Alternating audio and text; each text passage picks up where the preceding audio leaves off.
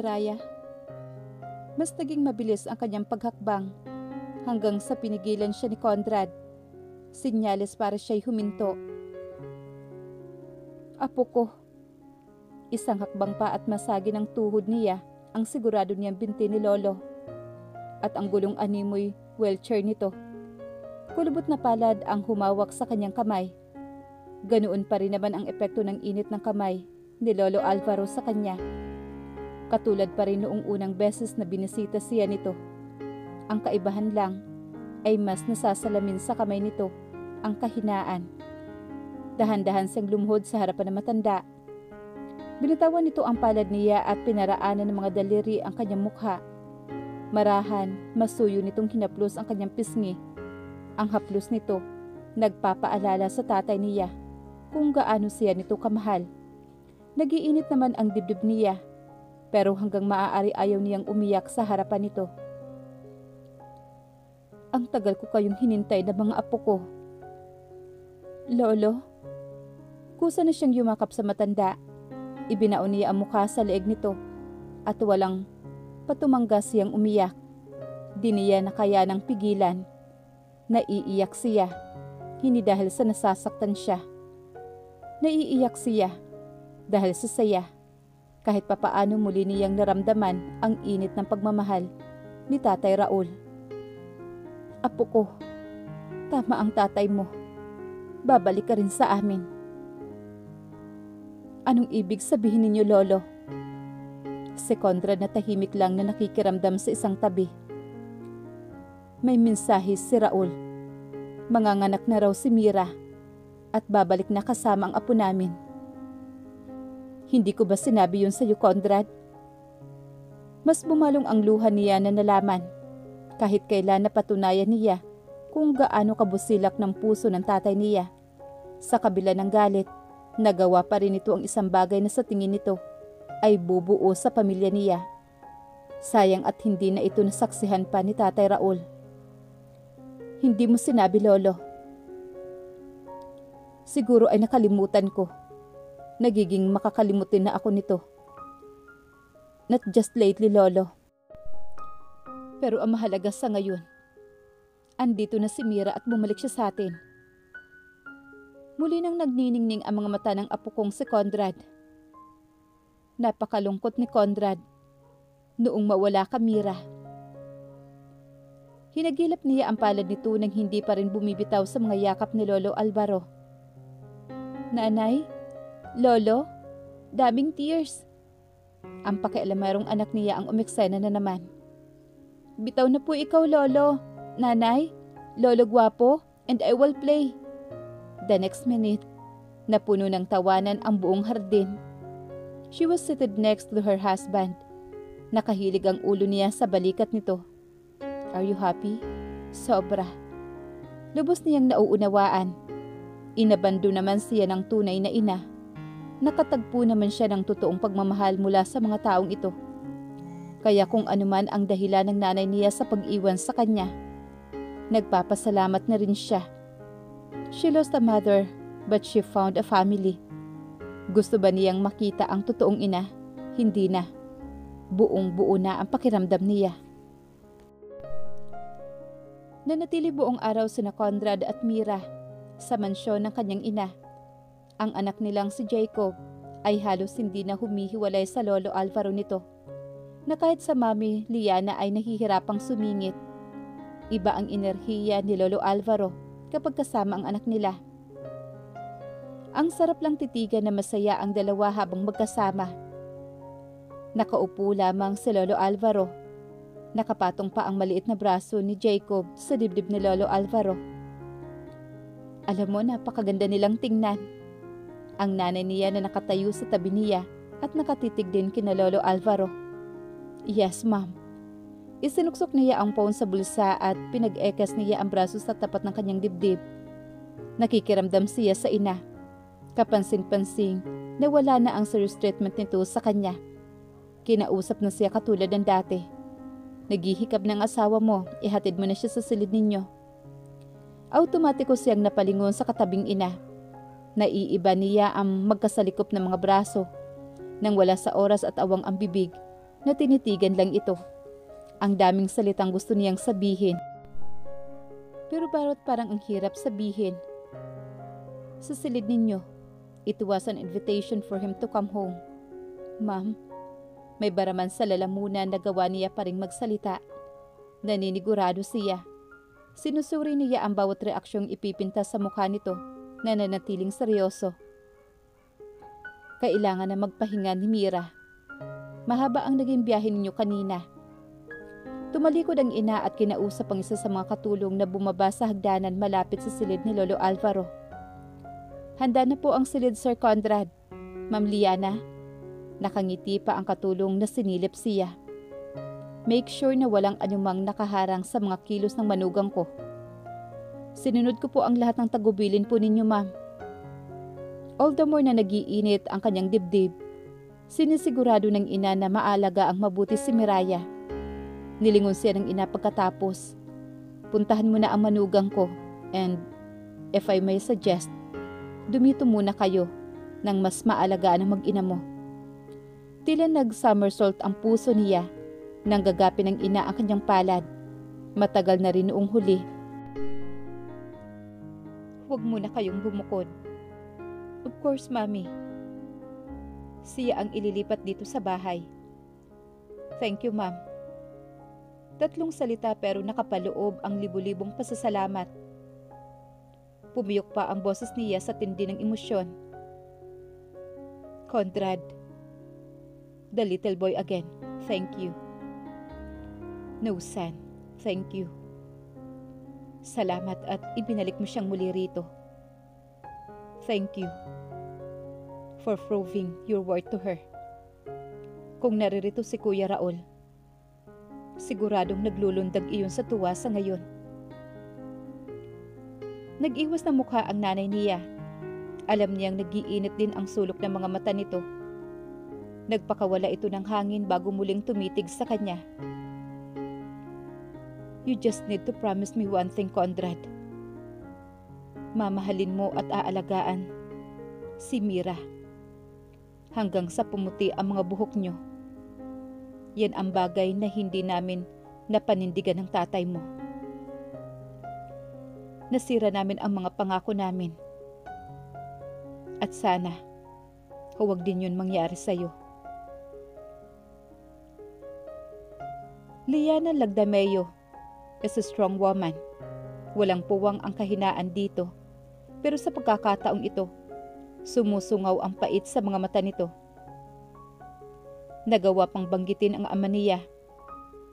May mga nangyari lang. Looking back, masasabi niyang maswerte pa rin sila. Silang dalawa ni Mira. Dahil nagawa nilang tumawid sa puntong ito. Ipinapangako niya sa sarili. Tatawirin nila ang mga pagsubok na darating pa na magkasama. Love is painful, Conrad. Pero iyon din ang isa sa pinakamagandang bagay na maaari mong maranasan. Ngayong nasa mga kamay mo na huwag mo nang pakakawalan pa. It him hard. Laging siya ang inuuna ng nanay niya. Ni hindi malang niya na itanong dito kung ano ang nagpapasaya rito. Right now, nakikita niya ang pangungulila sa mga mata nito. Binitawan ni Mami Liana ang kamay niya at nilaro ang wedding ring nito. Hanggang ngayon ay suot-suot pa rin ito.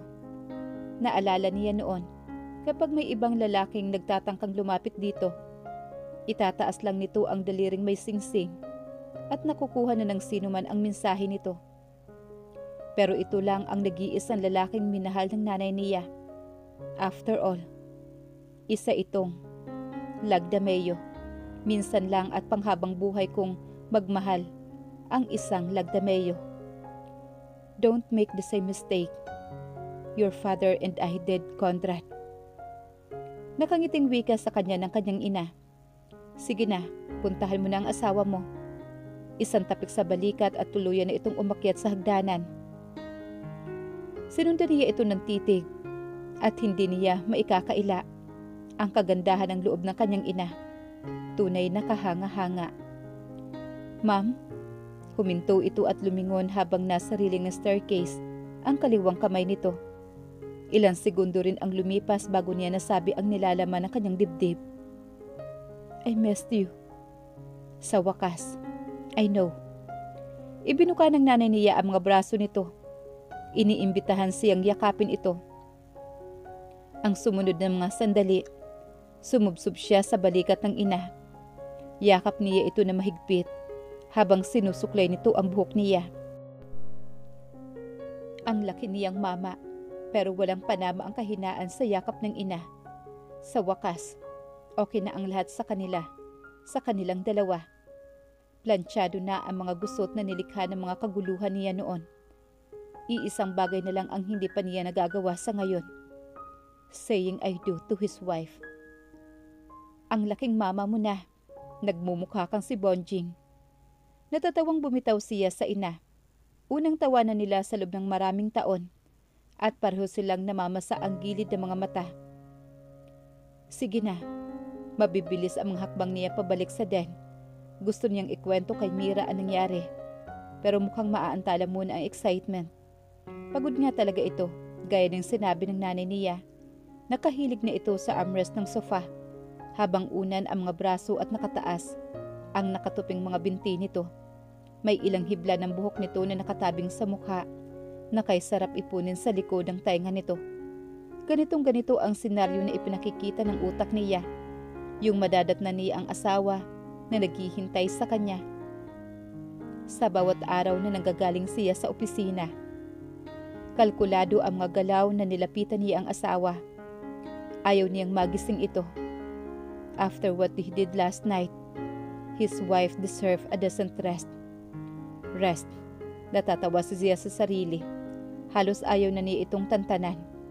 His wife is just so addicting. Ipinilig niya ang ulo at nilukot ang manggas ng sweatshirt na suot at nag-squat sa tabi nito. Balak niya sanang busugin ang mga mata sa pagtitig sa mukha nito.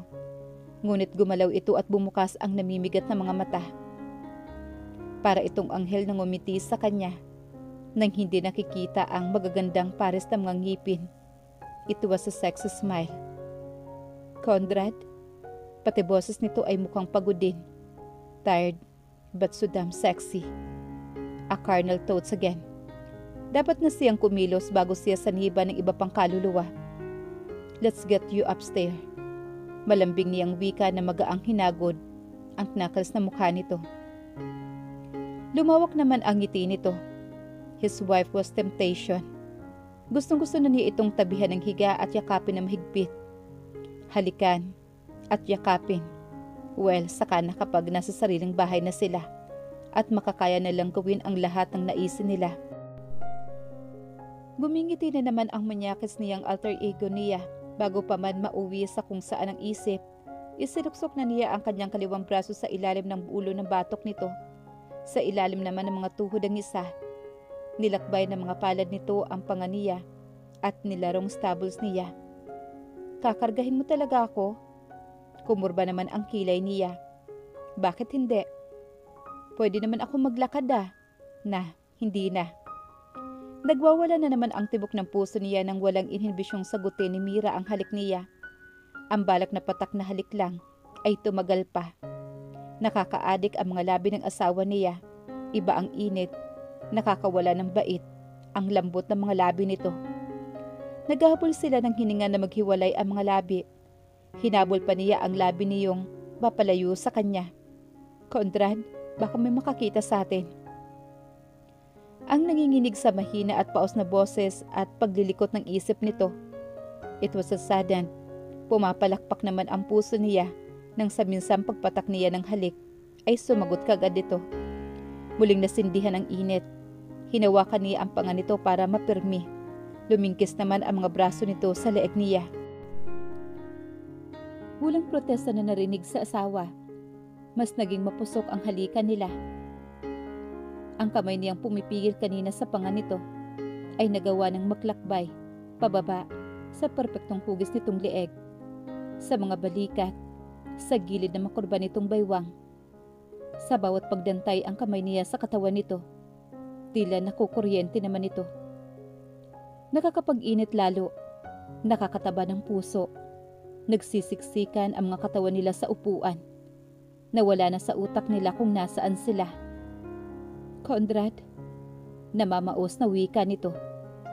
Sinisigurado niyang may maiiwan siyang marka sa balat nito.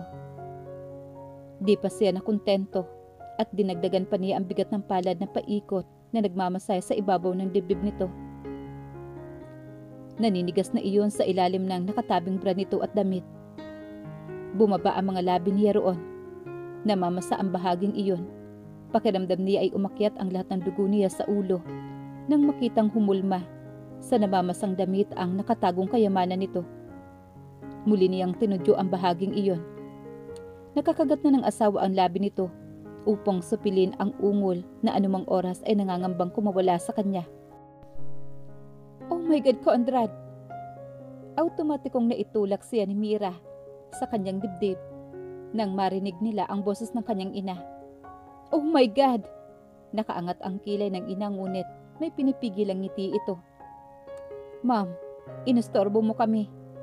Angil naman niya. Si Mira naman ay parang tinakasan ng kaluluwa sa putla nito. Nahihiya ito. Kayong mga bata talaga, oho. Pumunta na nga kayo sa kwarto nyo. Napasiksik naman si Mira sa kanyang dibdib para itago ang nagsimula ng namumulang mukha nito. May kulob na mga ingay na nililikha, parang kuting na nagmamarkulyo, na hinihila ang t-shirt niya at napapakagat sa dibdib niya. Well, yes ma'am, definitely. Mananakat ang ulo at puso niya kapag hindi nadugtungan ang milagrong ginawa nila ni Mira. Ang nanay talaga niya, estorbo. Bumaba siya sa couch at parang bulak niyang binuhat ang asawa. Nagsimula siyang humakbang para silang show na pinapanood ng ina na wala yatang balak na umalis sa kinatatayuan. Dapat may laman na yan ha. Kilala kita, Conrad. Dapat nakabuo na kayo kaagad. Abay, bigyan ninyo ng kalaro ang panganay ninyo. Sure, ma'am. All the while na naglalakad siya paakyat ng hagdanan. Halos ibaon na ng asawa ang sarili sa kanya. Conrad, nakakahiya sa mami mo. Naiintindihan niya yon. Naging ganito din naman sila dati. Iskandaloso pa rin ang ginawa natin. Nanunulis naman ang nguso nito. Sa isang hakbang na lang at narating na nila ang bunga ng silid niya, itinulak niya iyon gamit ang kaliwang tuhod.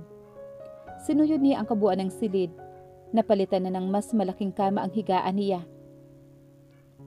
Ang bilis ng ina niya, na ihanda kaagad ang lahat na naaayon sa kapansanan ni Mira. Unang-unang bubungad kaagad ang larawang tantiyan niya ay kuha noong party ng kumpanya.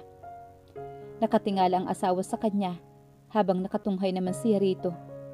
Naalala pa niya kung paano siya nalasing sa mga labi nito. Anong meron? Tanong ng asawa niya. May kabuntot iyong hikab.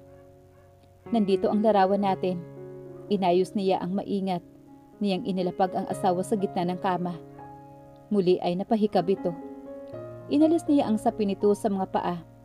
Hinubad niya rin ang sa kanya at tumabi sa asawa at niyakap ito. Sinilip niya ang mukha ni Miraya. Inaantok na nga ito. Baka ito pa ang mga labit sa kanya. Heto at nangangalabit na nga ang braso niya. Pero iba ang namutawi sa bibig nito. Ang anak natin.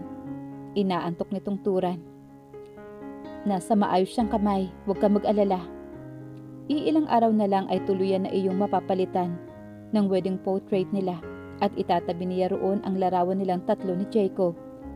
At ng gabing iyon, nakatulog siya ng umaapaw ng pangarap at kaligayahan ang puso niya, ang kanyang kasiyahan.